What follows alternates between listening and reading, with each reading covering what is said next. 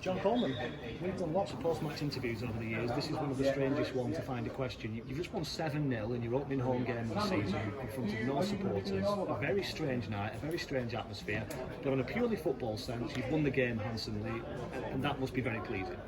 It is. I must give a big shout out to Leeds. They kept on going right to the end. Only young boys, and we can't govern what they put out. But they showed a great character, great appetite. It could have been an avalanche. They stuck firm and only conceded 2 in the second half. And we were trying to score as many as we could. So, fair play to them to that. They stuck to the task. And some really good technical footballers. Obviously, there's the age factor and the strength factor that was always going to come into it. So it's unfair to judge these young boys on that. But they showed enough in the game, passing and control, to let you know that there'll be some good players coming through the Leeds Academy and going into the 23s and first team. You always take this competition very seriously. Has that been really exhibited tonight by the fact that it was full throttle after you were 2 or 3 up inside 20 minutes and you wanted more? Well, we're still using this as our build-up to our pre-season. It hasn't been ideal, the pre-season this year, and so we still want to be trying to get ourselves tip-top. A lot of our lads have played 90 minutes, so that's another 90 minutes under a lot of them under the belts, and we can try it and just do what we can do.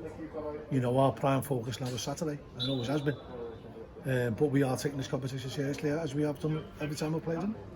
We said it was one of the stranger nights down here behind closed doors, and obviously this competition so early in the season, but it's a night that young Tariq Awakwe will never forget. A hat-trick for him.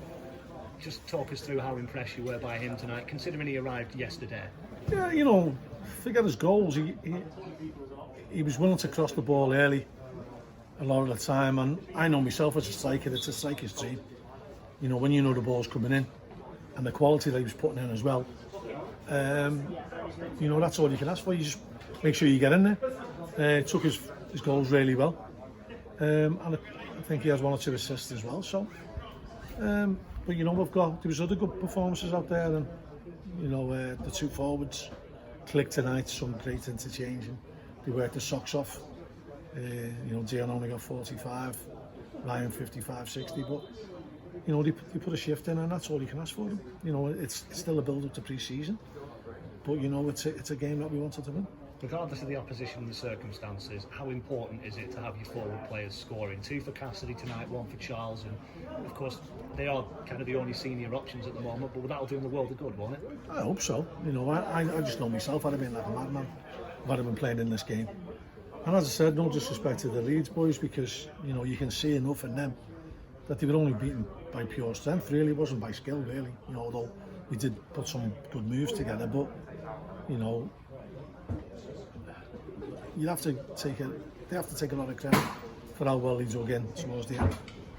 You've been really clear in kind of your admiration for their commitment to it. Is it good for this competition, John, to have 16, 17-year-olds, under-18 teams playing in the group stage? And if Leeds don't pick a team like this in the other 2 group games, is that fair for the competitiveness of the group? I just think that'll do their lads the world of good. And I've played against Liverpool's teams on bounce games, and I've spoke to the under-23s managers and the under-19s managers, and they've said how much they learn from it, and how much of an education it is for them.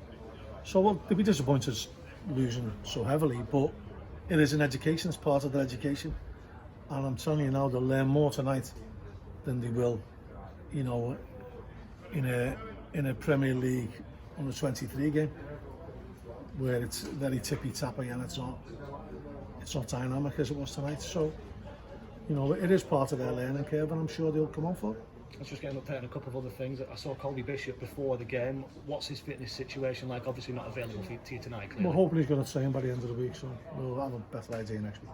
And goalkeeper gate continues. You said yesterday it was going to be a waiting game. You're waiting for other teams to line up goalkeepers. Are you any closer? Well, I'm in a fortunate position. I've got a cracking goalie in Toby, so I can wait as long as I want. And you've said you're very confident in that. Are you likely to be able to do any more business away from the goalkeeper front, or are you still a bit up in the air with the budget? I'm looking to, I've spoken to the chairman once or twice, and I'm looking to do a little bit more more in the market, maybe try and get a couple of permanents.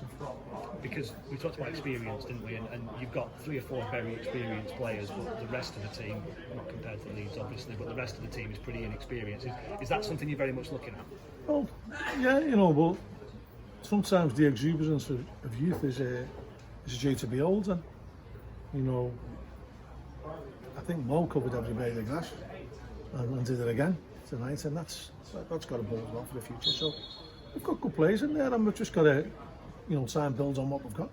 And just lastly, John, it would be remiss to not ask you about playing behind closed doors here, a place where you've played and managed hundreds and hundreds and hundreds and hundreds of times.